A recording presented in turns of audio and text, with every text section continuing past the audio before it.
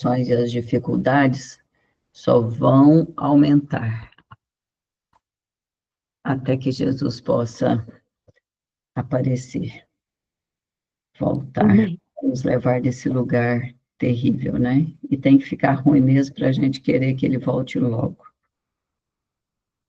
Então, que o Espírito Santo nos ajude a cuidarmos da nossa vida, do templo do Espírito, para que estejamos todos preparados para esses eventos finais, que não vai ser nada fácil. Eu vou conversar com vocês sobre a cura para todas as doenças.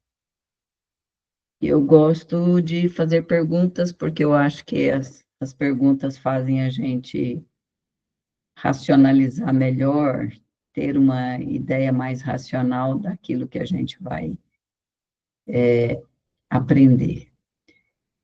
Vocês acham possível a cura para todas as doenças? Se quiserem, pode manifestar com a mãozinha. Ok. Célia está dizendo que sim. Tem mais alguém? Isabel? E A Cris dizendo que sim. Vocês que estão dizendo que sim, vocês estão acreditando que é possível através do quê? através da palavra do Espírito Santo de Deus. Através do poder de Deus, né? A fé em E Deus. isso é real. A cura para todas as doenças só é possível pelo poder de Deus. Não tem medicação, não tem quimioterapia, não tem radioterapia e nem mesmo a medicação natural faz isso sem o poder de Deus. É Deus atuando através dos recursos da natureza, que eu chamo dos 7 curédios de Deus, ou 7 curédios naturais. A gente, às vezes, usa a expressão 8 remédios, mas não são 8 remédios naturais, são 7 remédios curédios naturais, porque remédio é para remediar, né? Como farmacêutica de formação acadêmica, eu sei que remédio não cura, por isso chama remédio. E se os de Deus curam, então são curédios, né? Então, eu vejo os 7 curédios de Deus, que são os elementos da natureza, como sendo usado pelo 8º, que é o poder de Deus. Então, são 7 naturais e um sobrenatural, que é o poder de Deus usando os 7. É assim que eu vejo o processo de cura e os 7 curédios de Deus sendo usados por ele na nossa cura, na nossa restauração ou na prevenção, porque Deus quer para nós, em primeiro lugar, que a gente tenha saúde, vida em abundância, saúde em todos os aspectos da nossa vida, no físico, no mental, no social e, logicamente, no espiritual, que é ainda o mais importante de todos.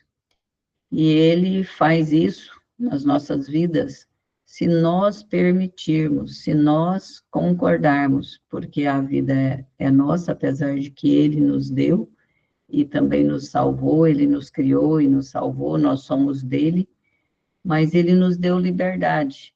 E com a liberdade que ele nos deu, nós vamos escolher viver essa liberdade através das nossas escolhas diárias. E isso envolve vida ou morte, vida para a vida eterna ou morte para a morte eterna. As nossas escolhas vão determinar, sim, esse caminhar em direção a Deus, que é o processo que a gente chama de santificação. Então, nesse caminhar pela santificação, nós vamos vivenciar, nós vamos ter que fazer escolhas e vamos vivenciar ou viver através desses 7 elementos para que a gente tenha saúde em abundância, que é o desejo de Deus para nós. Ele quer vida plena em todos os aspectos. Só que isso é possível através das nossas escolhas diárias. Eu digo que as pessoas recebem uma receita médica e ela vai, paga por esses remédios, ela usa aqueles remédios direitinho, do jeito que o médico falou, mesmo sabendo que é para remediar. E muitas vezes pensando que vai curar, mas essa não é a realidade dos remédios. Então, por que não usar os 7 curédios de Deus da forma correta, para que a gente tenha vida com qualidade, vida em abundância, e ainda sejamos preparados pela habitação do Espírito Santo para a vida eterna? Por que não? A gente vai andando tão longe das questões naturais e das leis que regem o funcionamento do nosso corpo, que tem várias situações que a gente considera como doença e a gente passa a combater. Então, eu vou mencionar algumas delas. A primeira seria a febre. O que vocês acham? A febre é algo bom ou algo ruim? Pode manifestar. Célia está dizendo que é bom. Cristina, Kay, Elisângela, Raimundo. Bom e ruim também. E é ruim também? É porque quando a gente está com febre, a gente fica mal, a gente não consegue levantar direito, mal-estar, a mente fica Roberto, viajando. Roberto, a febre é o primeiro sinal de que Deus já está curando. Então, É mas o primeiro sinal. É o primeiro sinal de que Deus já está curando. E por isso que aí, ele é bom. como que nós vamos combater uma coisa que é Deus que está usando? Então, quem concorda que a febre é boa, nunca deve combatê-la, e sim ajudar a Deus no processo de cura. Aí vem o questionamento, mas e se der uma convulsão, se for criança? Aí tenho medo de uma convulsão. E apesar da convulsão ser rara, mas ela existe. Então, a gente também tem que ter uma certa precaução. Porém, essa precaução não é combater a febre com remédios, porque remédios realmente não funcionam. E os remédios atrapalham o processo de cura de Deus. Então, o que nós podemos fazer? Porque a febre, ela acontece quando o nosso organismo é agredido por uma bactéria, por um vírus ou por um vermes. E esses elementos, esses agentes infecciosos, eles liberam substâncias químicas no nosso organismo que ativa o centro térmico, aumentando a temperatura do corpo para um propósito, o propósito de cura. Quando a febre sobe, as nossas células de defesa aumentam em número e também em capacidade de lutar. Então, quando a febre, ela faz com que esses leucócitos, que são os soldadinhos do nosso corpo, fazem parte do sistema de defesa.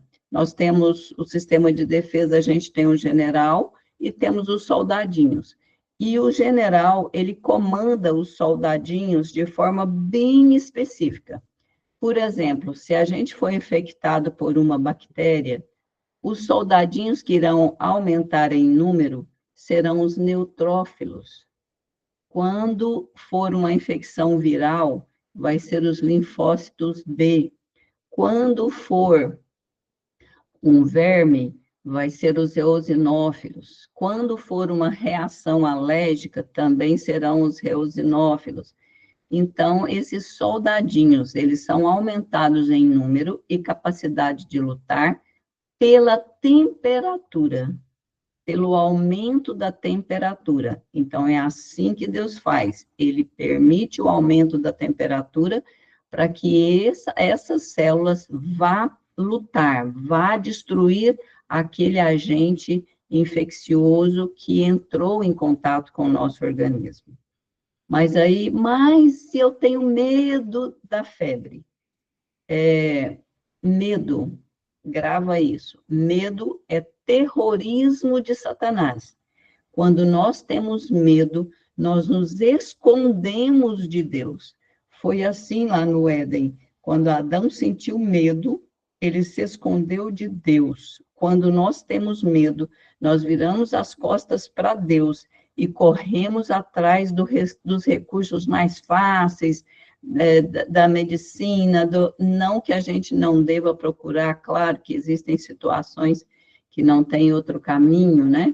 São situações muito agressivas, porém, a gente primeiro deve buscar no Senhor a direção e confiar nele, e não virar as costas e correr apavorado para o primeiro recurso humano, porque o recurso humano é paliativo, e os judeus são curativos. Isso é importante, que a gente confie plenamente no Senhor, sem medo, sem terrorismo. Mas aí existe e Deus entende muito bem a nossa situação, e Ele permite que a gente faça alguma coisa para aplacar o nosso medo. O que pode ser feito para aplacar o nosso medo?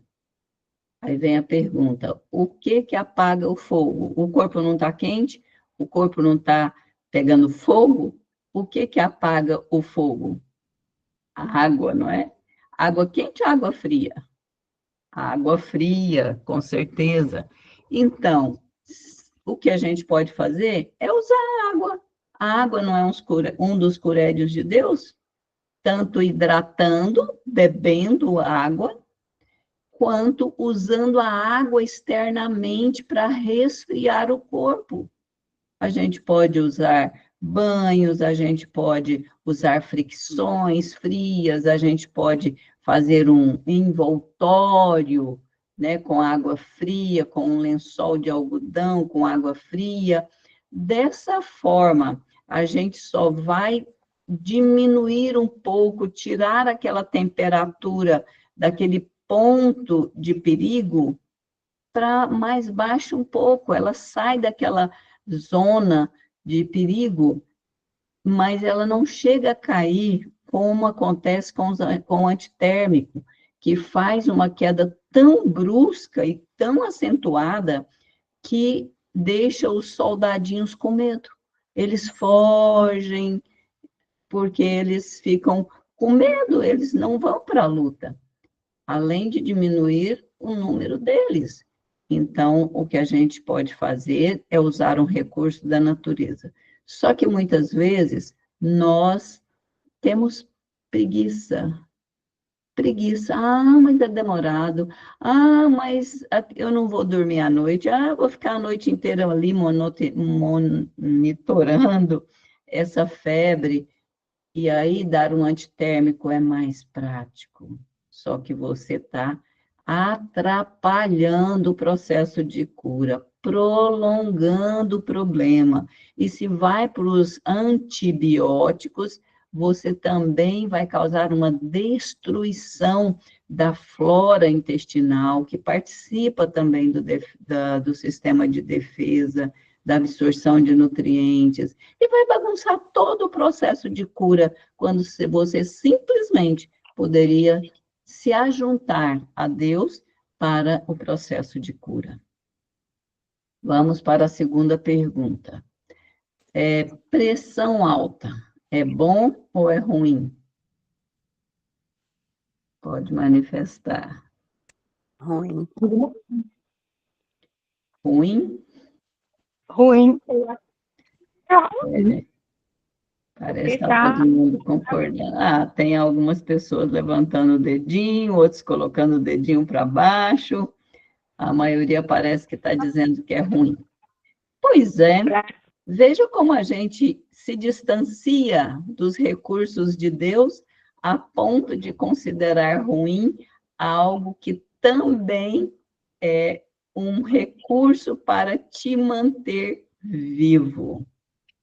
Ah, por essa vocês não esperavam, né? Olha bem, quando é que a pressão sobe? Essa deve ser a pergunta. Diante de qualquer situação, nós devemos buscar a causa. Deus é Deus de causa, não de efeito. O homem busca combater o efeito, mas Deus quer que você busque a eliminação da causa. Então, eu vou citar uma única causa, tá? Eu vou citar essa causa. Existem outras, porém eu vou citar essa porque ela é a mais racional, a mais fácil de você entender o processo da pressão alta para manter a pessoa viva. Obesidade. Quando alguém está com 10 quilos acima do peso normal, o corpo produz, presta atenção, o corpo produz 14 quilômetros de vasos sanguíneos. A bomba que impulsiona o sangue para todas as partes do corpo vai ter que bater mais ou bater menos? Bater mais. Com certeza, bater mais. E o cérebro sabe disso, e o corpo sabe disso. E aí vai bater mais. Por quê? Porque agora existe um espaço maior para esse sangue chegar. Existe um espaço mais longe para esse sangue chegar com oxigênio para manter a vida e com nutrientes para nutrir as células. Aí, onde está a solução? Combater a pressão? Fazer coração, se acalme, não bate tão forte, não. É isso que os medicamentos fazem, segura o coração, segura aí. Mas o coração e o cérebro sabem que se ele bater menos, partes do corpo não vai receber aquela mesma quantidade, aquele mesmo volume de sangue que é necessário para levar oxigênio e nutrição. Veja como a gente anda longe dos recursos de Deus, que a gente combate aquilo que Deus está usando para nos manter vivos. Isso é porque a gente anda longe, porque a lógica é o quê? Combater a causa. Qual é a solução nesse caso específico? Nesse caso específico, é combater a causa, é baixar o peso, é lógico, é baixar o peso, nada mais que isso. É ir nas causas, é ir ver o que está acontecendo, por que está ganhando peso, existe algo por trás, por que está comendo mais, não está praticando exercício físico, está ansioso, está estressado, está dormindo mal, e aí entra todos os curédios de Deus para mudar isso, alimentação saudável, exercício, sono e etc. Tomar água de forma correta. As pessoas bebem líquido junto com as refeições, isso é a transgressão de uma lei natural. Quando nós comemos, botamos o alimento na boca, a gente precisa mastigar para produzir saliva. Aí as pessoas comem com um líquido junto, chá, cevada, café, leite, suco, sei lá o quê. Não, isso é a transgressão de uma lei natural, uma lei fisiológica que determina que quando você mastiga o alimento, tem que produzir saliva, se a saliva é alcalina, precisa de um pH alcalino ali para produzir a enzima, para a enzima agir sobre os carboidratos.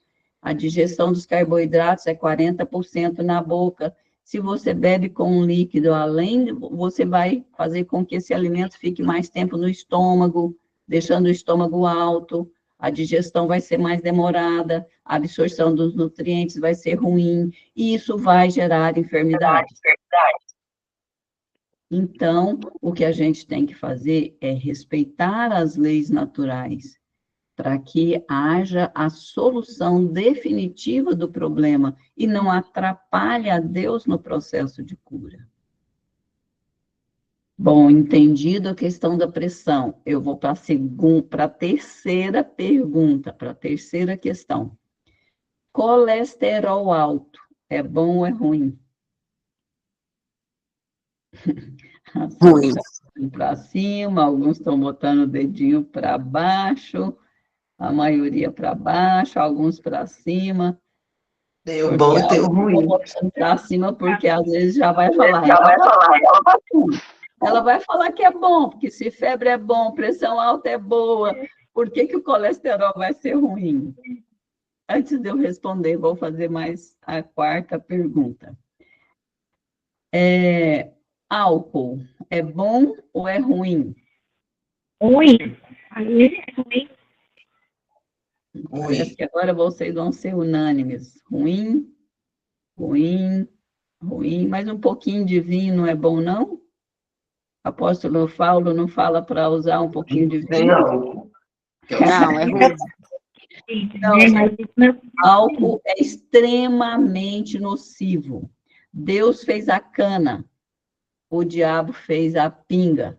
Deus fez a uva, o diabo fez o vinho. Deus fez a cevada, o diabo fez a cerveja. E o nosso corpo reconhece isso como extremamente nocivo. Extremamente nocivo. E aí é onde entra a questão do colesterol. Ah, mas não existe colesterol bom e colesterol ruim? Tem colesterol bom e tem colesterol ruim? Não, gente. Todos são bons. Todos são bons. Todos são bons. Por quê? Porque foi Deus que fez todos. A gente tem que ter uma certa quantidade de colesterol no nosso organismo. Quem fez foi o Papai do Céu. Então, são bons. E quando está alto? A pergunta deve ser, por que está alto? O que está fazendo esse colesterol subir? Essa é a pergunta, e não condenar. Ah, o colesterol está alto, vai dar isso, vai dar aquilo, vamos tomar civastatina, o médico passou civastatina para baixar esse colesterol. Ou, peraí, remédio é para remediar. Deus não quer remediar, Deus quer curar. Se Deus quer curar, a gente tem que ir para a causa do problema, porque Deus é Deus de causa. Então, a pergunta deve ser, por que que esse colesterol, que é bom, está subindo? Ele está subindo porque ele também está sendo usado por Deus para contornar uma situação ruim. Que situação ruim é essa? O álcool. O álcool. Mas, doutora, ninguém aqui bebe? Ninguém aqui dessa turminha que está aqui, nós estamos em número de 64 pessoas, glória a Deus por todas essas pessoas que estão aqui. E aí? O que fazer? Por que que isso está acontecendo? Olha, as pessoas não bebem diretamente o álcool, mas eu posso garantir que muitas pessoas estão produzindo álcool igualzinho uma usina. Estão permitindo que o corpo produza álcool igual uma usina. Sabe a prova disso? Sabe por quê? Como que o fígado fica gordo? Como que os triglicerídeos sobem? Por causa do álcool. Como assim? Não tem aqui, eu espero que não tenha ninguém aqui com colesterol alto, ninguém com gordura no fígado, ninguém com nenhum problema de saúde. Eu espero em Deus que não. Porém, se estiver, vai entender que o processo de cura está acontecendo. Porém, você precisa colaborar com o Papai do Céu nesse processo. Porque como que ele vai baixar seu colesterol com seu organismo produzindo álcool, produzindo álcool, produzindo álcool, todo dia, de manhã, de tarde, de noite, cada vez que você come, come errado, não combina os alimentos, bagunça tudo, come de qualquer jeito, come em quantidade, belisca nos intervalos, usa líquido junto com a refeição, não tem uma alimentação rica em fibra, tudo é branco, o macarrão é branco, o arroz é branco, o pão é branco, tudo é refinado, tudo é sem fibra. Tudo isso faz acontecer a fermentação. Se fermenta, forma álcool. Se forma álcool, agora entra o colesterol. Se forma álcool, o cérebro pede para o fígado produzir colesterol, triglicerídeos e VLDL. Aí o fígado produz triglicerídeos. Para quê? Para o triglicerídeo ir lá na corrente sanguínea e capturar o álcool e trazer o álcool para o fígado metabolizar. O fígado neutraliza o álcool, mas aquela fração de colesterol vai ficando no fígado. Está caminhando, esse fígado está caminhando para a esteatose hepática. Se a pessoa come errado de manhã, de tarde, de noite, se come todo dia, tem gente que fala assim, não sei por que eu estou gorda, doutora, não sei por que eu estou doente. Eu só como uma vez por dia. Eu falo, já sei, começa de manhã e só para de noite. Abre a boca de manhã e só fecha de noite. É só uma refeição mesmo, né? Não justifica. Então, aquele álcool, aquele colesterol que capturou o álcool, trouxe para o fígado, e o fígado, então, produziu triglicerídeos e aquele colesterol ficou ali. Amanhã comeu tudo errado de novo, de manhã, de tarde, de noite. Mais álcool, mais triglicerídeo que vai ficando no fígado, e depois da manhã do mesmo jeito. Aí esse fígado está ficando gordo. Aí o cérebro, ele faz uma alerta, fígado, faz alguma coisa, o nosso dono está ficando com o fígado, você está ficando gordo, fígado, daqui a pouco as suas enzimas, você não vai conseguir produzir as suas enzimas, você vai ficar cirrótico, fígado, faz alguma coisa. E o fígado vai tentar fazer alguma coisa. E ele faz, ele produz LDL, que é considerado o colesterol mais ruim de todos. Por quê? Porque o LDL vai pegar essa gordura que está no fígado, entenda que tudo é para o bem. O fígado vai ficar com dificuldade. Para o fígado não ficar com dificuldade, o cérebro, então, ele vai produzir o LDL vai pegar esse colesterol e vai jogar lá nas artérias. Lá nas artérias, teria que ter uma outra fração de colesterol, chamado HDL, que é o único considerado bonzinho de todos, mas todos têm sua função. A função do HDL é pegar esse colesterol que foi para a corrente sanguínea, mandar ele de volta para o fígado metabolizar e mandar ele os resíduos ali, a gordura, lá para a vesícula finalizar o metabolismo disso, jogar lá no intestino, e do intestino isso sair pelas fezes. Mas isso não acontece. Aí aquela gordura, por quê? Porque para produzir HDL, entra os hábitos saudáveis. entra comer o alimento certo, do jeito certo, na hora certa. E também significa que também ele precisa de gordura boa na dieta. Só que essa pessoa, ela não come gordura boa.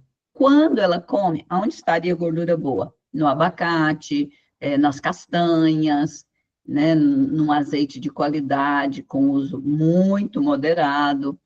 Mas ela não usa isso. Quando ela come castanha, por exemplo, é deitada no sofá, assistindo alguma coisa e come o pacotinho inteiro.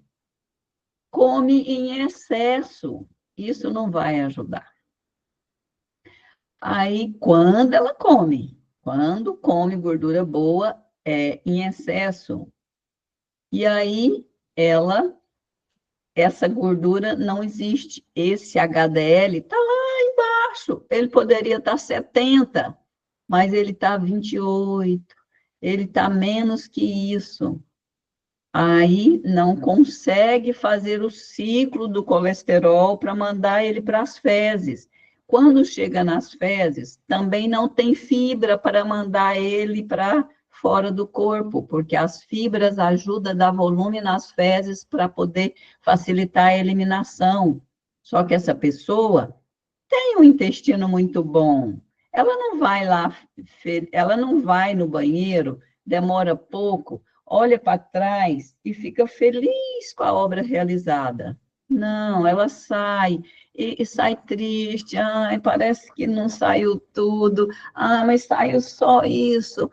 Ela sai ainda enfesada, ainda cheia de fezes, porque não tem fibra suficiente para dar volume, para dar maciez, para essas fezes sair sem muito trabalho, sem ela virar o Hulk no banheiro, sem ela ficar ali tanto tempo, demorando para tentar fazer isso. Está faltando água, beber água do jeito certo, está faltando fibra nessa dieta. Está faltando mais alimentos vivos, mais frutas, mais verduras, mais hortaliças, que são comidas na forma mais natural possível, crua. Está faltando isso. Aí, o que acontece com o LDL? Ele gruda na parede das artérias, e forma a arteriosclerose. A arteriosclerose. Aí, uma artéria importante está entupida. 70% ou mais, ou várias artérias entupidas. Esses dias eu estava na fila do banco e encontrei uma amiga de muitos anos atrás. E ela me disse, aí conversando, né, sobre saúde e tal, e ela me disse que estava com 7 stents. Isso significa 7 artérias entupidas. Tem lógica, e é isso que está acontecendo. É isso que está acontecendo com muita gente aqui do povo de Deus. Eu espero que ninguém aqui na sala não tenha nenhum problema, não esteja tomando remédios e nem tenha feito stent, ponte safena, nada disso, porque não é isso que Deus quer para ninguém, muito menos para aqueles que dizem confiar nele. E aí, essa pessoa, o cérebro fala, fígado, faz alguma coisa, o nosso dono vai sofrer um infarto, o nosso dono vai sofrer um AVC, fígado, faz alguma coisa. E o fígado vai tentar fazer o quê? Produzir HDL, mas ele não tem base, ele não tem gordura boa para fazer isso. A alimentação dessa pessoa não ajuda, não colabora, e ainda tem mais. A gordura boa que a pessoa come, se ela come, precisa de exercício físico para ser transformada em HDL. E essa pessoa tem vida sedentária, o trabalho é de pouco esforço, e ela não pratica exercício, ela não tira um momento do dia dela para praticar exercício. Ah, eu não tenho tempo, doutora. Ah, quem não tem tempo de cuidar da saúde vai ter que correr atrás da doença para tentar recuperar, e pode ser que não vai recuperar, e vai perder tempo, e vai perder dinheiro. Então, a gente tem que correr atrás da saúde, não é da doença, porque depois dela instalada, é muito mais complicado. É muito mais complicado. Vai gastar mais do que trabalhou a vida inteira, e pode ser que não vai ter a saúde de volta, porque foi longe demais, demorou demais. A gente tem que ter tempo para viver os 7 curédios de Deus no dia a dia, senão vai adoecer, sim. E depois vai ficar aí clamando, gente, ore por fulano, tá assim, ore por ciclano, tá com isso, tá com aquilo, tá com câncer, tá com pressão alta, tá com não sei o quê, tá com... Ou orar, para quem desrespeita as leis de saúde, é uma oração que Ellen White diz que nem devemos fazer, porque ela é abominável aos ouvidos de Deus. Abominável. Quem está desrespeitando as leis de saúde, não vai adiantar orar. Se orar atentamente, vai ouvir Deus falar: filha, presta atenção no que você está comendo. Presta atenção, você não faz um exercício físico. Presta atenção, você dorme tarde todo dia. Você está trabalhando em excesso, você está vivendo estressado. Filha, presta atenção. Presta atenção, desse jeito eu não posso fazer nada. Eu estou fazendo o que pode, eu estou ativando o seu corpo a produzir colesterol, mas você não me ajuda. Você não me ajuda comendo certo, na hora certa, do jeito certo, o alimento certo. Deus não pode fazer aquilo que é a sua parte. Ele seria invasivo. Curar uma pessoa no erro não é o que Deus vai fazer, gente. Ou não é o que ele vai fazer. Isso é contrário à vontade dele. O respeito às leis naturais precisam acontecer. O respeito precisa acontecer. Eu preciso respeitar as leis que regem o funcionamento do meu corpo. E eu citei aqui uma leizinha, que é a digestão, o processo digestivo na boca. E no estômago também, quando eu como um alimento com líquido, eu estou quebrando uma lei fisiológica na boca e também no estômago. Aqui vai atrapalhar a produção de saliva. No estômago, vai diluir o suco gástrico, diminuir a acidez do estômago, dificultar a digestão das proteínas. Dificultou a digestão, o alimento vai fermentar. Ai, que triste, né?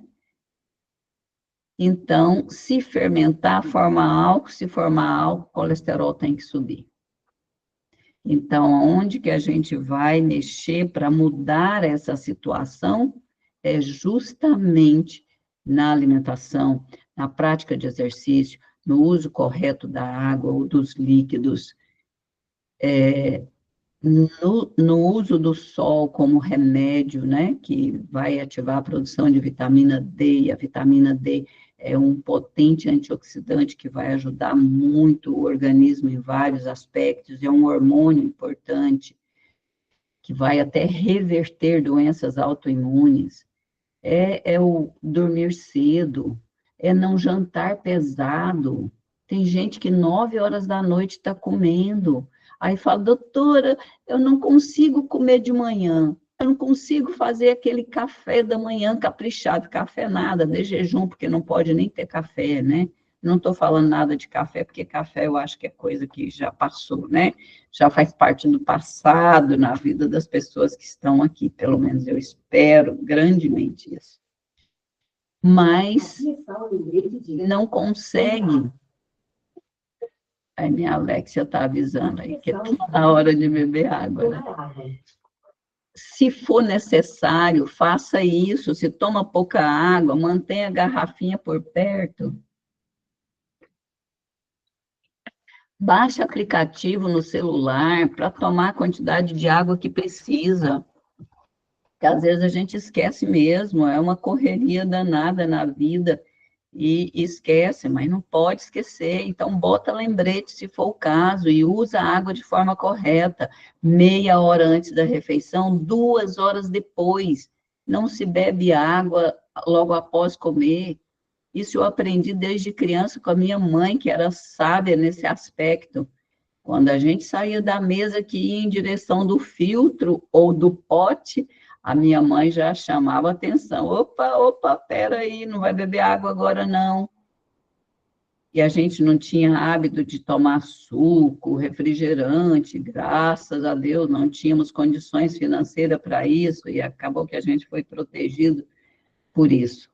Eu tinha um sistema digestório muito frágil, então, se eu cometesse esses erros, até hoje, se eu cometer esses erros, coitada de mim, se Deus não tivesse me chamado para essa mensagem, para essa obra, ou eu já teria morrido, como muitos já morreram, eu estaria aí, não sei com quantos estendes ou cirurgia, eu estaria no mínimo diabética, porque o sistema digestório frágil vai te conduzir para essas doenças, para as doenças que mais matam no mundo, gente, são doenças de maus hábitos, são as doenças cardiovasculares, diabetes, obesidade, são problemas que mais matam no mundo, e são doenças que estão aí, ó, no controle da sua mão, está no controle das nossas mãos evitar essas doenças, e ter vida em abundância. Então, nós temos que agir lá na alimentação, lá no uso da água, no repouso, enfim, resumindo, nos 7 curédios de Deus.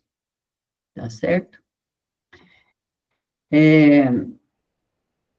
Então, eu ia falar uma coisa aqui para finalizar esse momento já, né, que nós já estamos no momento certo, mas fugiu aqui da memória. Se voltar, eu comento.